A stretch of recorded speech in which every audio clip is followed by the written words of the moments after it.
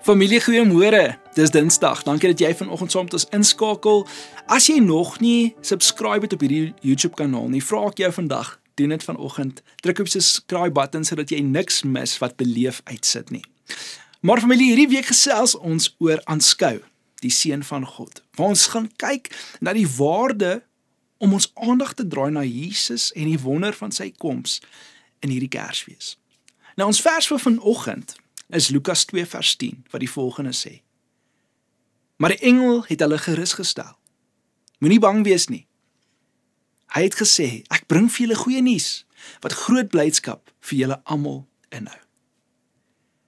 Sien hierdie prentjie, die nag is donker.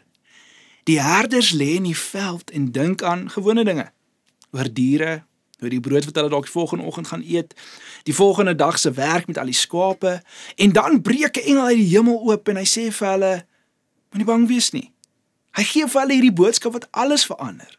En die woord bang wees, dit is nie net 'n trooswoord nie, dit is 'n koningsryk inbraak wat hier gebeur, wat die geskiedenis van alles verander, die koers van hulle lewe vir altyd verander. Hierdie eenvoudige sin, geregverdig deur 'n hemelse gestalte, is vir ons vandag net so doelgerig en dringend. As ons hoor moenie bang wees nie, dan hoor ons God se eerste woord in ons vrees. Want vrees het 'n manier om ons horisonne leeg te laat lyk.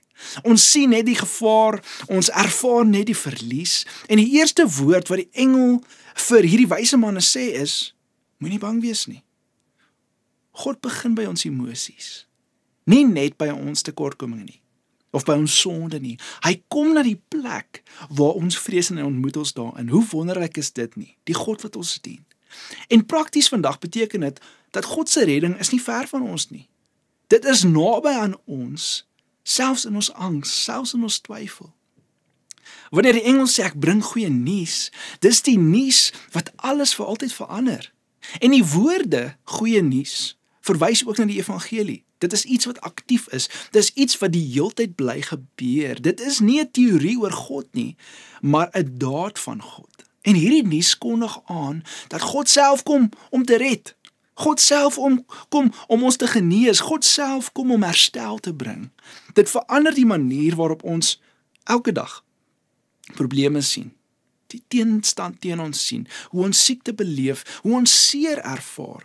Ons vrees gaan altyd daar wees, maar, en hierdie is die maar vandag familie, hierdie is nie die einde van die storie nie. Die engel sê, dat hierdie boodskap is vir die hele volk, dis vir almal. Die goeie nuus is vir almal. Of jy nou ryk is of jy arm is, of jy suksesvol is of nie, of jy iets is in hierdie lewe of nie, dis vir jou. En dit keer 'n eksklusiewe godsdiens dit keer 'n eksklusiewe godsdiens om 'n bekeerde klub te begin, eerder as die boodskap van Jesus. En die boodskap van Jesus dwing die kerk om oop te wees vir mense wat anders is, wat gebroken is, of verwaarloos is.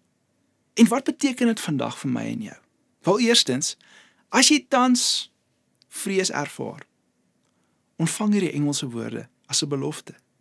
Nie net as 'n sentiment nie, maar die begin van 'n klein daad van gehoorsaamheid. En sê vandag hardop vir jouself, ek sal nie bang wees nie, want God is met my. Net of waar jy is, as jy vandag vrees, sê dit, ek sal nie bang wees nie, want God is met my. En wie het vandag nodig om te hoor, dat Jesus vir hulle gekom het? Miskien is dit die man op die straat, miskien is dit die vrou wat agter die teller werk, as jy gaan inkopies doen vandag. Vra jouself vandag, hoe gaan jy ander help, om Jesus vandag te kan sien en te aanskou? Familie, ek nooi jou uit vandag, om hierdie toe te pas in jou lewe.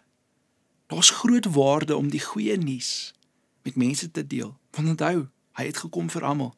Nie net vir jou nie, net vir my nie, vir almal. So ek daag jou uit vandag. Deel vandag hierdie goeie nuus met iemand. Kom ons bid saam. Vader, dankie vir die goeie nuus, die evangelie. Here, u woord wat altyd sal bly staan. Here, u woord wat nooit leeg sal wees nie, nooit sonder krag sal wees nie, nooit sonder waarde in hierdie lewe sal wees nie. En ons heg vanoggend ons waarde aan U woord. Ek bid vandag, Here, dat ons die goeie nuus sal deel.